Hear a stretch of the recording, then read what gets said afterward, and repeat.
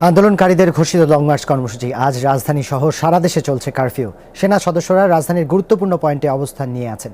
কিছুক্ষণ আগে রাজধানীর শাহবাগ এলাকার খবর জানিয়েছেন সহকর্মী নুরনবী সরকার।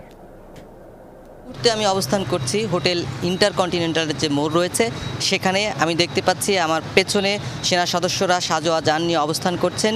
শিক্ষার্থীরা যে আন্দোলনের কর্মসূচি দিয়েছেন, যে লং মার্চ ঘোষণা করেছেন, সেই লং মার্চের কেন্দ্র কিন্তু শাহবাগ। কিন্তু শাহবাগকে কেন্দ্র করে চতুর্পাশেই কিন্তু সেনা সদস্য মোতায়েন করা হয়েছে। বিজিবি, আনসার, পুলিশ সদস্য সহ র্যাব সদস্যরাও কিন্তু সতর্ক অবস্থায় রয়েছেন। এছাড়া বিজয় সরণিতেও সেখানে কিন্তু টহল রয়েছে সেনাবাহিনীর এবং সতর্ক প্রহরা রয়েছে, এবং রাজধানীর বিভিন্ন পয়েন্টেই কিন্তু সেনাবাহিনী মোতায়েন রয়েছে এবং কারফিউ একই সঙ্গে চলছে।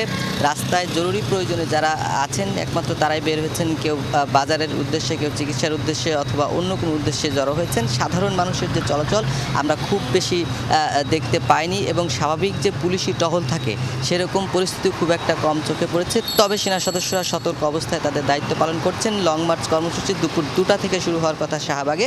এখনও পর্যন্ত আমরা সমবেত হতে দেখিনি এবং সাধারণ শিক্ষার্থীদের। তবে যেহেতু এখন সকাল, হয়তো বা আরেকটু পরে তারা আসার চেষ্টা করবেন। তবে আজকে পরিস্থিতি কঠিন হতে পারে। সেনা সদস্যরা সতর্ক অবস্থান নিয়েছেন। শাহবাগকে ঘিরে যে কয়েকটি সড়ক রয়েছে সেগুলো সবগুলো সড়কে পুরো শহর জুড়ে একটা থমথমে পরিবেশ বিরাজ করছে। কারণ গতকাল ব্যাপক সহিংসতা হয়েছে, প্রাণহানির ঘটনা ঘটছে রাজধানী ঢাকা সহ সারা বাংলাদেশে। তবে শিক্ষার্থীরা বলছেন তাদের যে দাবি সেটা আদায় করে তারা যাবেন। অন্যদিকে সরকারের তরফ থেকে বলা হয়েছে সরকার পতনের যে এক দফা দাবি দেওয়া হয়েছে এটি শিক্ষার্থীদের নয়, এবং যারা সহিংসতা করছে তারা সন্ত্রাসী আন্দোলনকারী নয়। এবং সরকারের পক্ষ থেকে বলা হয়েছে যে শিক্ষার্থীদের যেন ঘরে ফিরিয়ে নেওয়া হয়, অভিভাবকদের।